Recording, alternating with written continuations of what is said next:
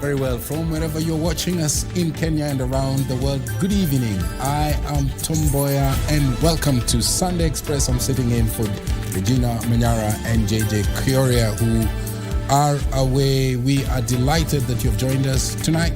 Our sign language interpreter is Byron Abudi. Tonight, a little later on in the broadcast, we are hosting live in studio Jane Mboya, an entrepreneur, and our topic of discussion tonight is women in the digital era. We're going to explore the opportunities that exist for women in this digital era. Are there any obstacles that hinder women participation? All that coming up. But first, a look at our top stories tonight.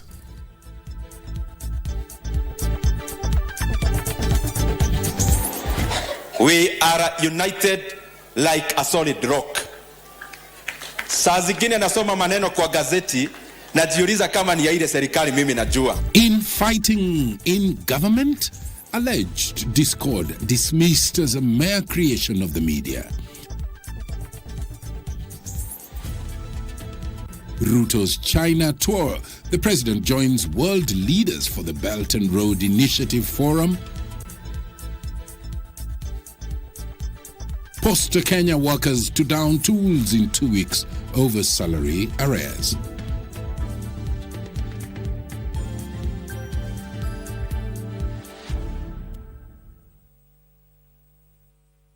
Thank you once again for joining us. Our socials at KBC Channel 1. And this live broadcast begins now with our top story. The office of the Prime Cabinet Secretary Musalia Mudavadi has faulted the media for allegedly misrepresenting facts and fishing for conflict within government. In a statement, Mudavadi's office hit out at a local daily for publishing a story alleging that there was a tussle over office space between him and the Cabinet Secretary for Public Service, Moses Kuria. Similar sentiments were echoed by Public Service Cabinet Secretary Moses Kuria and government spokesperson Isaac Mboya, who dismissed the claims of a rift within government. Gladys Mungai opens our coverage with As claims of disharmony within the executive continue to make rounds, the government has come out to dismiss the allegations, accusing a section of the media of fueling a non-existent tiff within the government. On Saturday at a barrio in Narok, government spokesperson Isaac Mboya and a host of Kenya Kwanza allied legislators downplayed the discord in government. I am calling upon all media houses, media owners, editors, the hosts and panelists, the bloggers. I want to work with you so that we can ensure that development goes to all areas of the country in an equal and equitable and a fair manner. And on Sunday, similar calls would emerge from the office of Prime Cabinet Secretary Musalia Mudavadi following a publication in one of the local dailies alleging a tussle between his office and that of Cabinet Secretary for Public Service Moses Kuria over office space. In a statement, Mudavadi, through the Secretary Government Strategic Communications Kibisu Kabatesi, faulted the media for publishing what they say is a misrepresentation of facts, asking the media to report the facts as they are and not go fishing for and creating bogies in conflict within government. Public Service CS Moses Kuria has also maintained that the government is intact. We are united like a solid rock. Saa zingine nasoma maneno kwa gazeti najiuliza kama ni ya ile serikali mimi najua. A section of Kenya Kwanza leaders have also termed the claims as political sideshows meant to derail the government agenda. Kuna kunguru ambaye yuko pale anasubiri tupigane ndio aweze kushiba, lakini the truth of the matter is that the relationship between the president and the deputy president is firm. Very cordial, and it is perfect. I don't think that the relationship could be less cordial than it has been. I personally know that the deputy president is the #1 supporter of our president. At no point in time have we had the deputy president wavering about his commitment to the support of the president and the Kenya Kwanza administration. Wachana hii watu ya vitina ya media wanasumbua wao. Rigathi amesmile leo, ajesmile leo, sijui amesimama, ameketi, sijui amesalamia. Wewe usijali, wewe kaa na sisi tutakushikilia na wewe na rais, so that you serve this nation, because you and the president as one, and you want to deliver for the benefit of this country.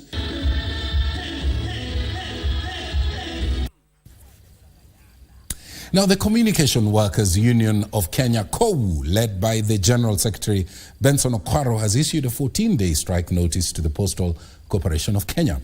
KOWU is demanding that the Postal Corporation settles all pending salary arrears, including the October salary, by the 30th of this month. Failure to do so will result in a strike by the 2,300 workers beginning the 2nd of November. Here's that report.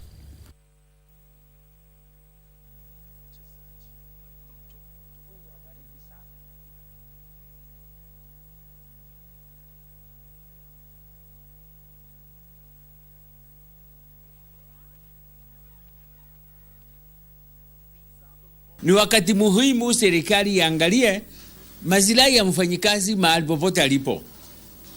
Na maslahi ya mfanyikazi aache kulipwa shilingi 15,000. Aanze kulipwa mshahara wa shilingi 30,000. Ili kila mfanyikazi kila siku awe anapata 1,000. Kama ile nyongeza ya finance bill ya VAT 8% ingeangaliwa mzuri, atungeongeza hiyo 8% VAT kutoka 8% to 16%. Hapo ndipo jibu liko. We have reached a point of no return, and we are saying that if this money is not paid for all the 5 months, including October, by the end of 31st day of this month, on 2nd of November, we will pull out our member, irrespective of what will happen to them. A section of Muslim leaders and politicians are demanding for the recall of Kenya's ambassador to Israel and the departure of Israel's ambassador to Kenya. This comes amidst the ongoing Israel-Palestine war, in which thousands have been asked to vacate northern Gaza as Israel prepares to launch sea, air, and land attacks. Our reporter Frederick Parsayo has the details. 7 days after Israel launched a full-scale attack against Palestine, a section of Muslim leaders and politicians have waded into the debate, faulting Kenya for its stand in the ongoing war. Send away the Israeli ambassador immediately and recall our ambassador in Israel to come back as a matter of solidarity to the people of Palestine. The leaders are decrying what they term as gross violation of human rights in the ongoing war. We are also urging them to stop the destruction of property and livelihood of the Palestinians in Gaza. We're urging them to lift the siege and allow humanitarian assistance and relief to reach the victims. Additionally, the leaders say they'll petition Parliament to deliberate on the matter, even as they propose a drastic action. We are calling upon the National Assembly to immediately petition the Israeli government on what's doing at the moment, and make sure that actually they stop these things. As of now, Israel's military has warned 1.1 million people living in northern Gaza to evacuate their homes amid signs that Israel might launch another attack. Parsai Frederick for Sunday Express. President William Ruto has arrived in Beijing, China for the 3rd Belt and Road Initiative Forum. The president is expected to deliver a keynote address at the high-level forum that will see world leaders convene in Beijing. The president will address, among other issues, Kenya's advancement in information and communication ICT, as well as innovation. Here's that report. President William Ruto was welcomed by China's President Xi Jinping upon his arrival to China for a 3-day official visit. The Belt and Road Initiative Forum will convene world leaders for talks on cooperation and partnership, emphasizing infrastructure development and connectivity across continents and people. President Ruto will deliver a keynote address headlined Digital Economy and as a New Source of Growth. During the visit, President Ruto will hold bilateral talks with his host President Xi Jinping and other world leaders. The president will also participate in a Kenya-China Investors Roundtable to emphasize Kenya's standing as an investment hub. Tuna hakika ya kwamba tukiendelea kutumia SGR na kutafuta njia zingine za kuendeleza biashara kama ile tunasema logistics hub yenye tunajengwa kufanya biashara kwa barabara hizo, itatusaidia sisi zaidi tuweze tukafikisha biashara hiyo mbele. For Sunday Express, I am Teresa Mutai. Now, Interior Cabinet Secretary Kithure Kindiki has directed officers to use their weapons to protect themselves and to neutralize armed criminals. Speaking in Meru County, Kindiki said that criminals will not be allowed to challenge the government by injuring or even killing police officers and terrorizing innocent citizens. Kindiki says that the government will use every available means to deal with the cattle rustlers and bandits in the country. This story and more in our county news wrap. Kindiki, who was attending a fund drive at Kunene Secondary School in Tigania West Sub-County, said the government will deal decisively with the cattle rustlers, urging officers to use their weapons to protect their lives, the lives of Kenyans and their property. Meanwhile, leaders from the Western region have been urged to rally behind Cleophas Malala as the UDA General Secretary in the upcoming UDA Party General Election scheduled for the 9th of December. Sisi kama wanachama wa UDA hapa Kakamega tunasimama na ndugu yetu Cleophas Malala. Yeye kama Secretary General, yeye alipatiwa katika acting capacity, na sisi tarehe 9 sisi kama Kakamega tutasimama kuconfirm yeye kama Secretary General. Elsewhere, women have been urged to be at the forefront of forest and landscape restoration ventures. The newly appointed director to Kenya Forest Service Board, Jensiminta Munga, noting that forest and productive landscape in rural areas are central to women folks' agriculture-based activities of supporting families. Sisi wa Masai ndio tunajua muhimu wa msitu, kwa sababu sisi hatukati ng'ombe wetu hawakati miti, lakini wanakula nyasi. Na nataka kuomba inchi kwa ujumla, ukiwa hauna mti katika boma yako, jua wewe mwenyewe uko uchi. Head of Public Service Felix Koskei has reiterated government's commitment to developing all parts of the country equally. Koskei, who was accompanied by Cabinet Secretary for Information, Communication and Digital Economy Eliud Owalo and Principal Secretary for Interior and National Administration Raymond Omolo in Dara Anglican Church in East Asembo location, urged the local residents to support the government in its endeavor. Munaendelea kupanda wimbi nini? Sisi tunachunga ng'ombe hapo juu, tunaleta ng'ombe maziwa hapa chini, tunakuja kuchukua nini? Wimbi huko. Samaki na wimbi. So part of what I would expect from the congregation and from the people of Asembo and the people of Siaya County in general is that we support this call to action to increase our tree cover. This government is truly concerned about the plight, not just of Nyanza region, but even here in Asembo. You are aware that among those peers, the president has been launching. One of them is right here in Kamito. Kamito is down here just next to the lake where we overflew. And one of those peers is located here. Finally, in a bid to eradicate female genital mutilation, Migori County government and other stakeholders have put in place measures to empower and ensure girls know their rights and how to conduct themselves during the school holidays. Once they get to know their rights when they are very young and they are teenagers, they are adolescents, they'll grow up knowing that it's wrong, this is not my right, and not only even leaving the boy child behind. We are going to have mentorship programs for the boys so that the both gender grow up knowing that each gender has a right to live, has their own rights, and there are things that are wrong and others are right. Pauline Nasmi for Sunday Express. Now, the Kenya Union of Domestic Hotels and Educational Institutions, Hospitals and Allied Workers, KUDHEIHA, has called on government to consider reviewing downwards the 16% VAT on fuel to tame the rising cost of living in the country. This coming a day after a review of fuel prices by the Energy Petroleum Regulatory Authority, EPRA. In the latest review, prices of fuel have gone up by between 2 to 5 shillings. On 1st July 2023, the revised VAT on super petrol, diesel and kerosene from 8% to 16% took effect, forcing Kenyans to dig deeper into their pockets to pay for goods and services.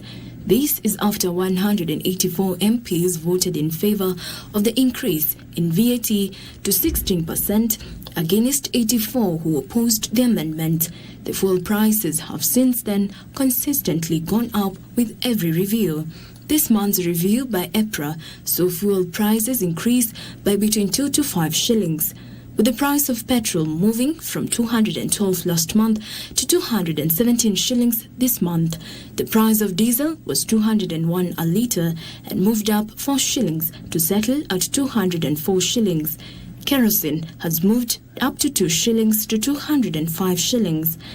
Kudeha's Secretary General Albert Njeru says the rising cost of fuel is pushing further the cost of other commodities, making life increasingly hard for the Kenyan worker. Kama ile nyongeza ya finance bill ya VAT 8% ingeangaliwa mzuri, atungeongeza hiyo 8% VAT kutoka 8% to 16%. Hapo ndipo jibu liko. He has called on the government to seek ways of cushioning Kenyans. Jacqueline Macharia for Sunday Express. Now, Deputy President Rigathi Gachagua says that government will beef up security in Transmara for the sake of the region's development. The DP attending interdenominational prayers in Narok says that government will take necessary steps to deal with cases of insecurity and will procure police vehicles to enhance patrols. Leaders who accompanied the DP, among them the National Assembly Majority Leader Kimani Ichung'wah, said that government was united and keen on uniting Kenyans as well as building cohesion. Timothy Kipnusu with the details of the Deputy President two-day tour in Narok and Nyandarua counties. The leaders pitched camp in Narok County, where conversations centered on enhancing security, protecting the Mao forest as well as building cohesion. And the biggest challenge we have is security. Here we are surrounded, tuko na ndugu zetu kutoka Migori County, ambao pia ni ndugu zetu wa Kuria. We want to live in peace with them. Na tunataka tu serikali ituwekee facilities ya security katika sub-county hii ya Lolgorian. Watu wetu wanauawa ovyo ovyo kwa sababu kuna insecurity. Watu wakikuja kujaribu kunyakua mambo yetu kama hiyo gold ambayo iko katika eneo hili. Your Excellency, tunataka kuomba kwamba mambo haya yaangaliwe ili kuwe na askari kila mahali kama Kawai na mambo kama hiyo ili insecurity pungue. It is here during interdenominational prayers that the DP announced elaborate plans by the government to beef up security in the region following incidents of insecurity. Polisi wetu wa Kenya wametambuliwa ya kwamba ni officers who are professional ambaye wanaweza kuaminika.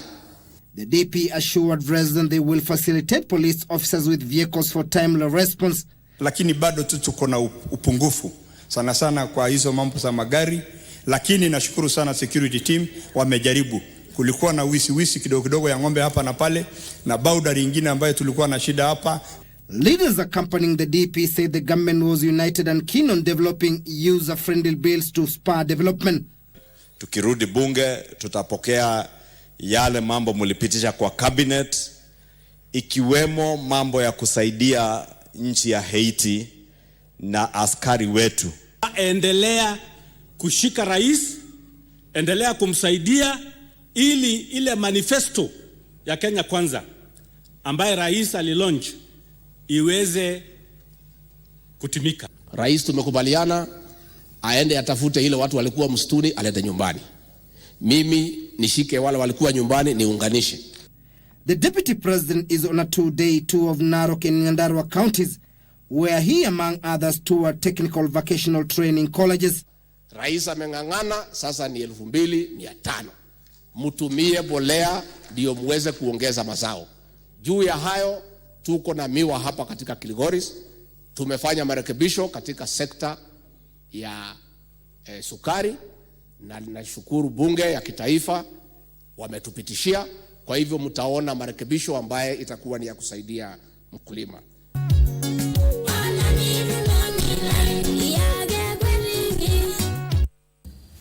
Well, that story brings us to a fast break right here on Sunday Express. Remember, a little later on the Sunday Express interview, we'll be engaging Jane Mboya, who's an entrepreneur, and our topic of discussion is empowering women in the digital space. You don't want to miss that. Stay with us. We'll be back shortly.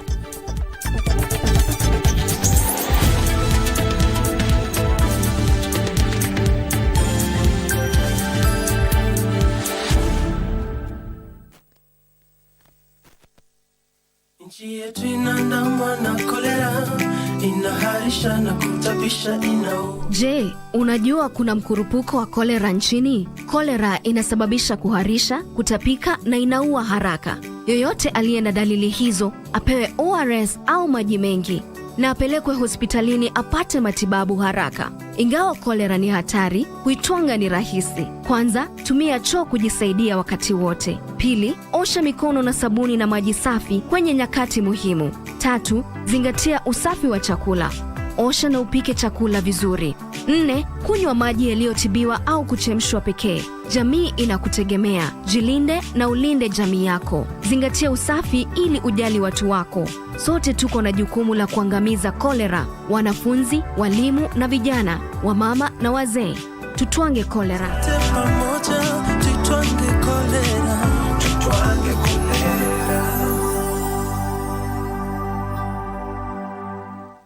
All holders are notified to report and surrender unclaimed financial assets to the Unclaimed Financial Assets Authority, UFAA, on or before November 1st, 2023. It is now easier to report and surrender. Visit www.ufaa.go.ke and get started. Beat the November 1st deadline. It is your turn to surrender and report qualifying unclaimed financial assets. Pass the baton. Unclaimed Financial Assets Authority. Receive, safeguard, reunite. My name is Mary Modoni. I am the Principal Secretary for Public Health and Professional Standards. The government is committed to deliver universal health coverage through primary health care network, with a focus on preventive and promotive health. To achieve this, several systems have been put in place. We have conducted assessment of over 14,000 health facilities to establish the level of service in terms of human resources for health, equipment in our hospitals, and technology.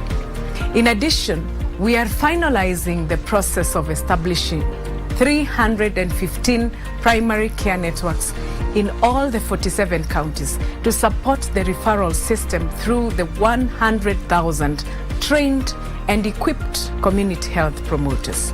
These community health promoters will be key in health promotion and facilitating early detection of diseases at household levels in the spirit of the Afya Bora Mashinani goal.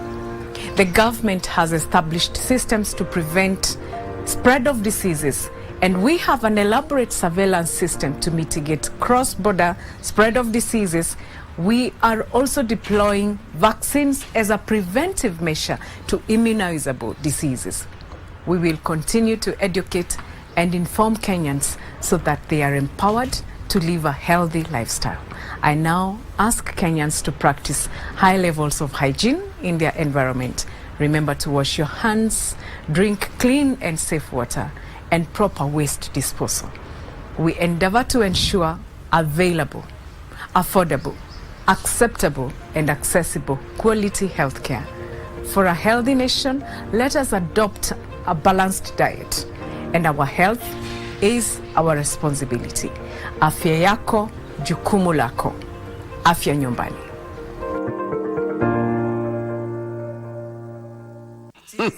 Tuache kudanganyana. Hapa mali safi, mali mbichi, kijani kibichi. Tuko Lucky Game, tunashibishana. Dial *570#.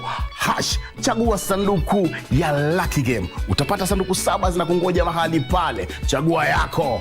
Mali kibao, tuko na viti, tuko na vifriji hapa, tuko na TV, tuko na microwave, na pia tuko na chapa. All happening for *570#. Jishibishe.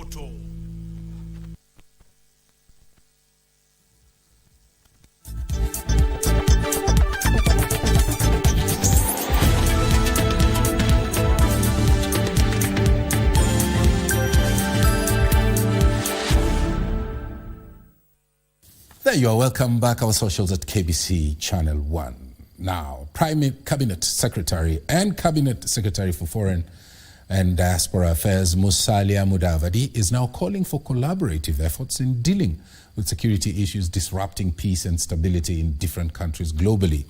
Speaking during the Munich Leaders Meeting, MLM, in Nairobi, Kenya, Mudavadi said that there is need for deliberate efforts to resolve these issues, noting that they are a threat to world peace, citing conventional wars in Europe, the conflict in the Middle East and parts of Africa. Mudavadi said that these situations are causing uncertainties around the world, hence the need to cooperate so as to resolve them.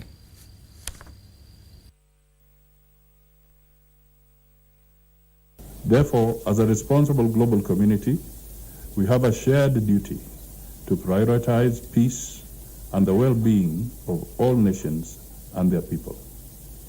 It is our shared responsibility to acknowledge the devastating impact that war has on societies, economies, and individual lives, and to redouble our efforts in search of lasting solutions.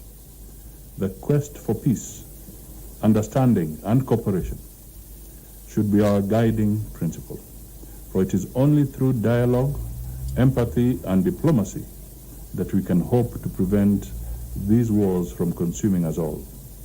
Let us recommit ourselves to this noble pursuit and work together tirelessly to ensure a brighter and more peaceful future for all. Breast cancer is the most commonly diagnosed cancer in Kenya, with about 6,000 new cases reported every year. As we commemorate the World Breast Cancer Month, our reporter Pauline Nasimiu highlights how Nana Kilemi's life changed after she was diagnosed with breast cancer 1 year ago. In this green vegetation in Kianjai village, Tigania West sub-county within Meru County, we meet Nana Kilemi on her way to the farm to fend for her family. From far or near, one can see Nana as a healthy woman who is undertaking her daily duties, but it is until we closely interact with her that she narrates her struggle with breast cancer. Imekuwa a very tough journey, ina changamoto sana. Kifedha inaharibu mtu mawazo kidogo, ni kama inakata maisha yako kidogo, inaenda na part of your life. The single mother of 2 boys and the founder of the Needy Cancer Health Initiative reveals that after visiting an oncologist is when she was shocked with the diagnostic results of her health status. Venye aliweza kueleza hapo, sasa unajua Nana uko na lamp 3 hata si moja, lymph nodes zimeguzwa, na hata kama uko na kansa inapona. Of course I was really affected. The situation exacted significant strain on her and her family. Kitu iliniudhi sana na nilikasirika sana. Mungu nikamwambia sasa surely Nana ni kila kitu. Mashinda kazi, sina pesa, hakuna, familia ndio hii.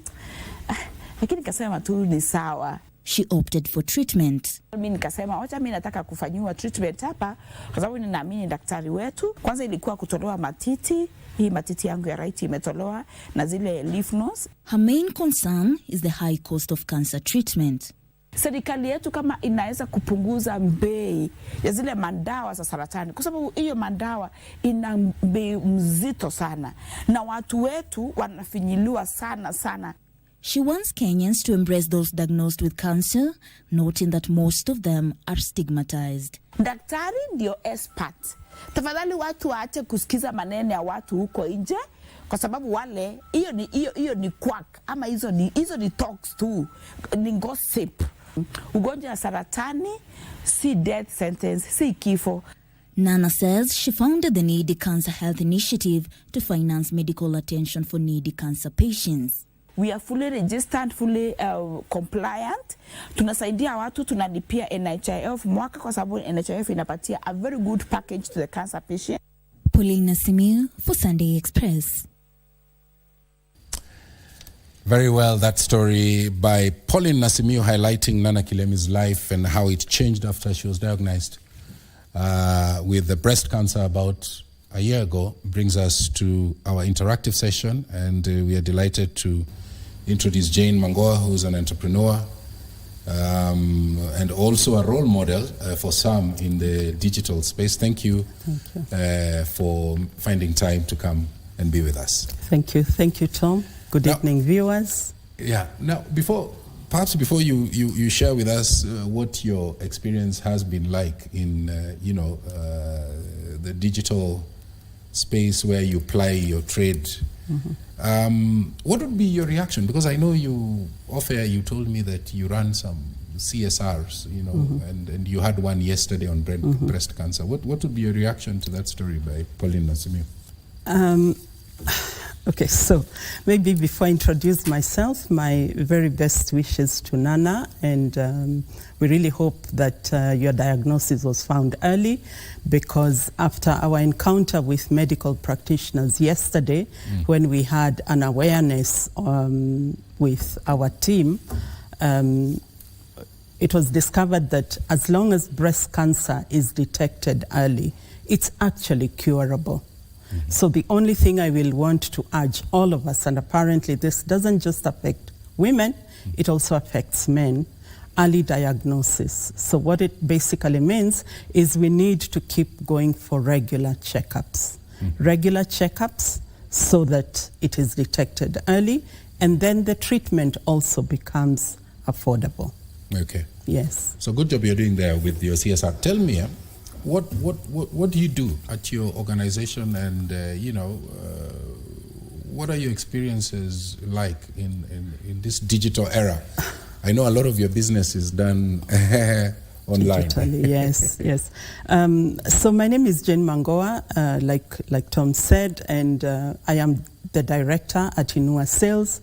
Inua Sales is a franchise of a multinational company where we offer women entrepreneurship skills and training, where they are able to come and do their businesses on an online platform, and reaching their customers without necessarily meeting them face to face. So Inua Sales is along Mombasa Road.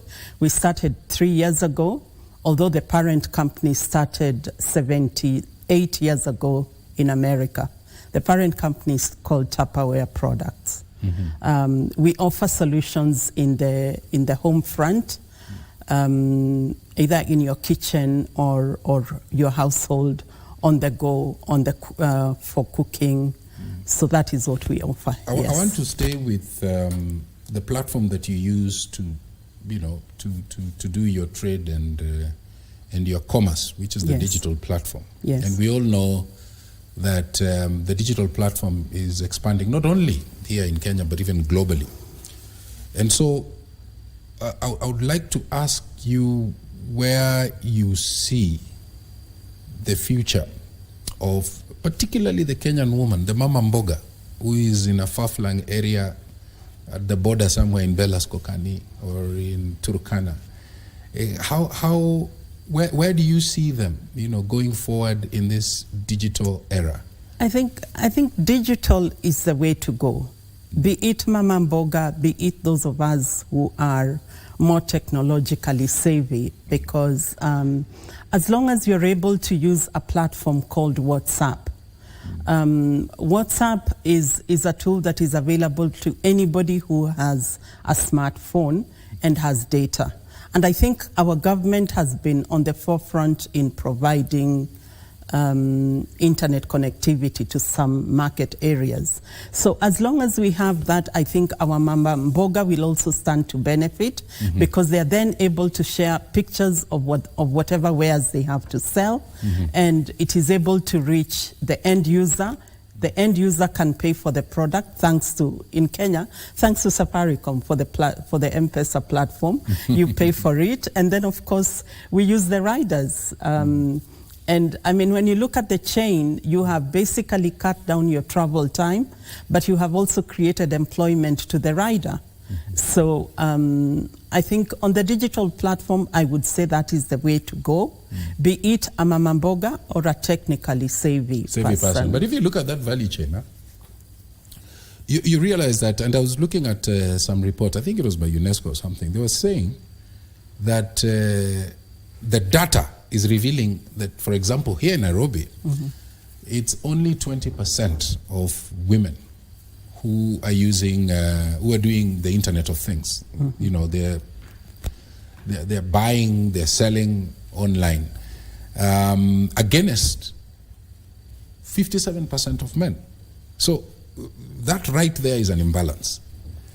And somebody perhaps watching this show tonight is thinking, Jane is a role model. What can she tell those people who would want to also leverage the platform and start doing biashara online? You know, because there are those who maybe just out of lack of knowledge, you know, there are those who perhaps may not have phones that are as smart as yours, all right? But they would want to be, you know, roped in for purposes of inclusion. So what do you tell that woman? I think this is where we come with training. And training comes in many fronts. On our own platform, we train our own people on how to use our own platform, which is the Mobi app. That is the platform we use for our wares. Now, on the other front, I would say maybe that's where we would ask our government to come in and offer some training, maybe in the TVET colleges, or maybe even in women chamas. You know, we have this, we all know what women chamas are, the table banking, where you meet weekly or bi-monthly or whatever. And we can always, you know, talk to the women and maybe platforms like this, and thanks to KBC, a platform like this, so that a woman watching me at home can see that it is actually possible, it is doable. All you need to do is be confident with yourself, post your wares, and make sure that you deal with integrity, because we have issues of integrity as well when it comes to dealing with online purchasing. Tell me more about that question of integrity. Integrity means you order, you buy, you pay, and then I am no longer online. Nambari uliopiga haipatikani kwa sasa. So that obviously offers a challenge, and I mean, obviously, if we go to Safari, I mean, it's a tedious process. You go to the police, you go to Safaricom, you can always track the person. Or any service provider. Or any service provider for that matter. Yeah, you can always track the person. But as long as we do it with integrity, and I am not there for today only, I am there for tomorrow and the day after. And this is where I will say, with all due respect to our men, I think women are more cautious in dealing with, in taking care of their integrity, in making sure that, can I get back to this person tomorrow and get another sale from them? You know, so that you are not closing the deal and closing shop, but rather you are looking at, how more can I serve this person? Can this person come tomorrow? Can I offer them another solution tomorrow when they come back to me? Yes. You know, there's some stereotypes, and I mentioned some when we were off air. You know, where you have people thinking that technology is very male-centric, very boy-centric. You know, and you told me that you know, even the girl child, when she becomes a mother of the house, there are additional responsibilities, taking care of the home front, you know, raising the kids and so on. So sometimes there are many challenges. But what I wanted to ask, because you mentioned about the man, how best can the man support the woman who wants to move into that digital space and do her trade there? I know COVID also taught us a lot of things. Yes. COVID taught us a lot, but I think it is also for our men to be confident in their skin, to be confident so that if a man sees his wife out there on the digital space, they don't have any insecurity. They don't feel like you are out there showing yourself to the world, but rather you are out there trying to make ends meet for the family. Yeah.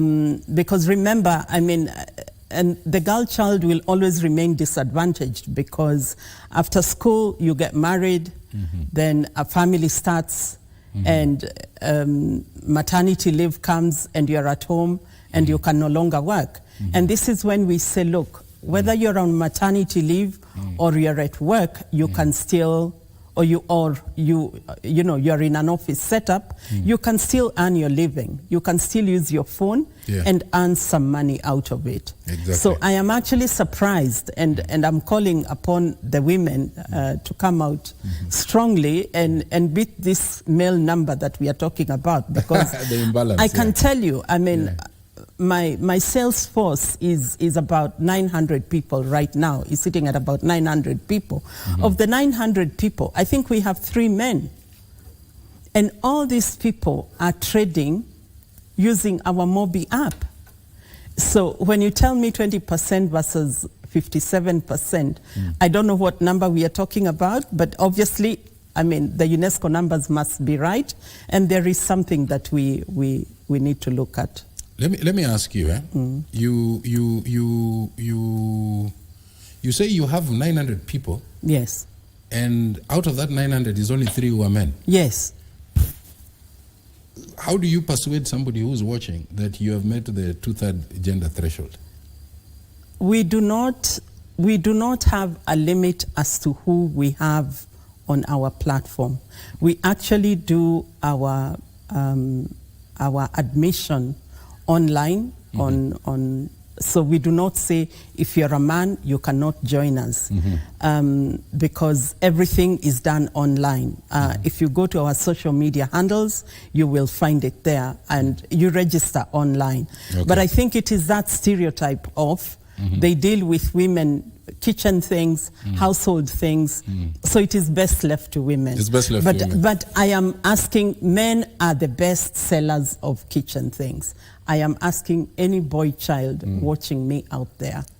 I have an online training tomorrow morning. Check it on my social media handle. Please attend. Men are good cooks as well. As we wind down, tell me, you because of time, there is an issue of cyberbullying, the fears that some of these traders have. How do you ensure, very briefly, that there is cyber hygiene? Oh, okay. On our platform, unless you have access, meaning a PIN to allow you to get into that, that's the only way you will trade on our platform.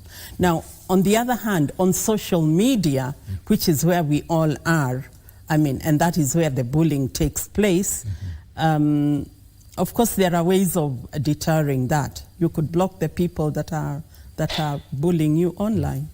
Yes, that's my advice to anybody that is being bullied. There's even the law. There's even the law to I want to protect thank you so much for coming through. Jane Mboya, an entrepreneur, talking to us about women in digital era. Thank you. Thank you. Thank you so much. Thank you. Well, we're going to take a short break. Stay with us. We'll be back shortly.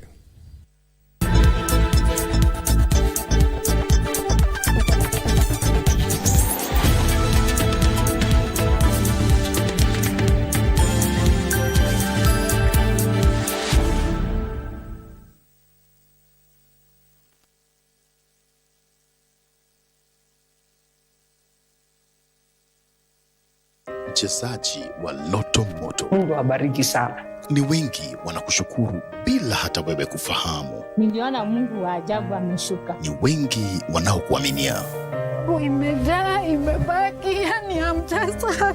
Ni wengi wanaokuombea ushindi. Hawa ndio niachiwe na mama yao wakati aligojeka kwa muda. Ni wengi unaowagusa kwa kuwapa afueni na imani ya maisha.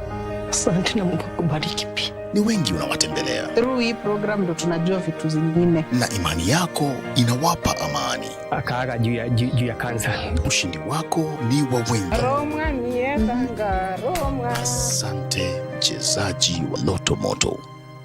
All holders are notified to report and surrender unclaimed financial assets to the Unclaimed Financial Assets Authority, UFAA, on or before November 1st, 2023. Oh, come on, Leo. Sasa wewe unajeka mbele. Mimi sielewi una wasiwasi wa nini? I mean, I'm very sure mmejipanga sawa. Kwani ni nini na nyinyi? Mbona mnaingia room ya madem? Sisi ni maafisa polisi. So Leo Faza.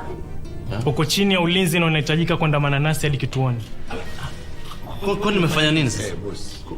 Nafsi yako itakuadhibu na hilo walijua. Pass the baton. Unclaimed Financial Assets Authority. Receive, safeguard, reunite.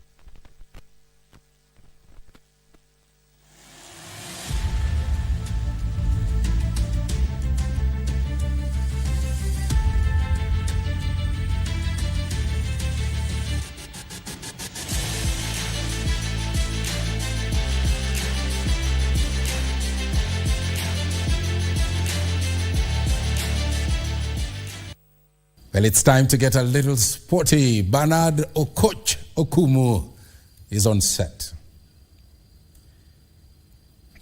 Well, thank you so much, Tom. And it is indeed time for sports. I'm Bernard Okoch Okumu. And we begin with athletics, where Joshua Bellet laid a Kenyan sweep in the men's Amsterdam Marathon held today in the Netherlands. Bellet won the 42-kilometer race in 2 hours, 4 minutes and 18 seconds, beating compatriot Cyprien Kotut, who finished second in 2 hours, 4 minutes and 34 seconds.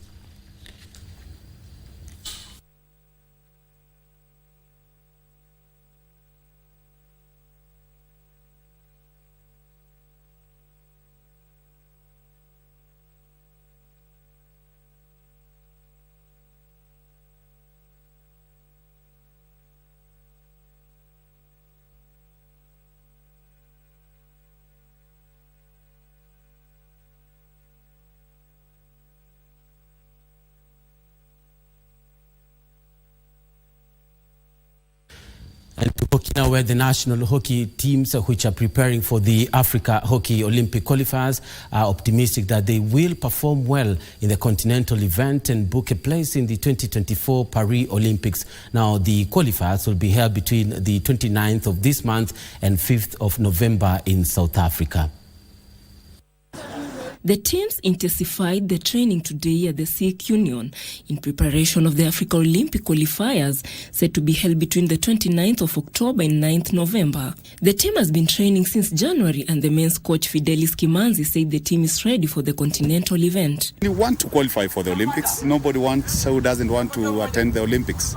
We know it's a tall task, which we are ready for it, but more importantly is for us to see how our players have developed in last 1 year since we had the African Cup of Nations.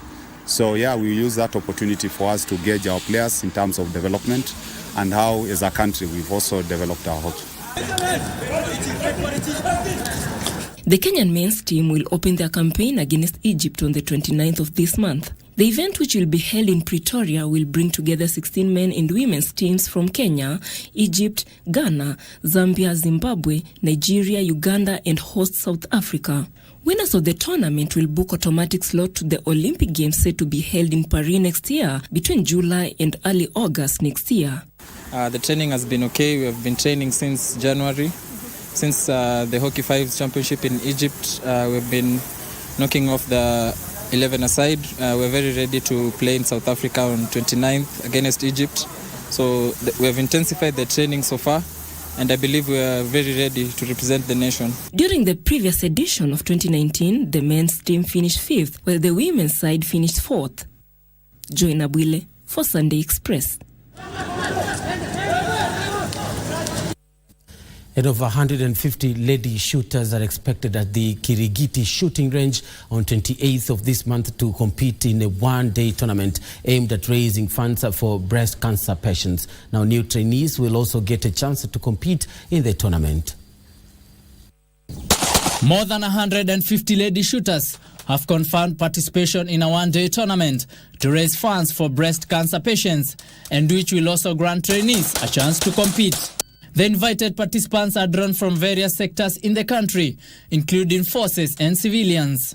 The shooting event, dubbed Pink Target Ladies Guild, has seen ladies come together to support women who are undergoing breast cancer treatment, and it has been organized in October, the Breast Cancer Awareness Month.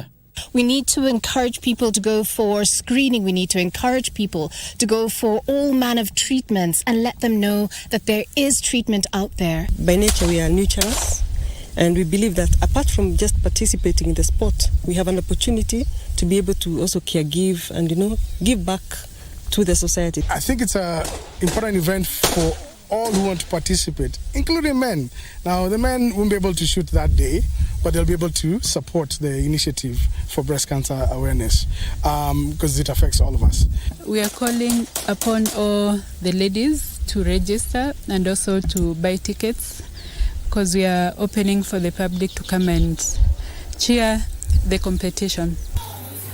Meanwhile, Knights Chess Academy reigned supreme in the Nairobi Junior League tournament, securing a perfect score of 10 over 10 points. Makini School gave a commendable performance, claiming second position with 9 points, while Knights Chess Academy B finished third with 8 points. Junior League is a very key because this is where we want to give an opportunity for kids to have play. We have noticed that kids who are from the regional areas, they don't have activity at all. Even in Nairobi, I'm still enjoying a plethora of events. Ethan Karaoke of Makini School and Najibu Moses of Kibera Knights were the boys' individual champions, as Shirley Mboya of Knights Chess Academy and Lavenda Siombua of Kibera Knights taking the same titles in the girls' category. For Sunday Express, I'm Fred Njogu. And now to European football, where defending European champions Italy thrashed Malta by 4-0 to keep alive their hopes of topping England to win Group C of the Euro qualifiers. The win moved Italy 3 points behind group leaders England, who they face at Wembley on Tuesday night with 3 games left. Now Italy are level on 10 points with third-placed Ukraine, who beat North Macedonia 2-0 and will need at least 2 more wins to qualify for Euro 2024.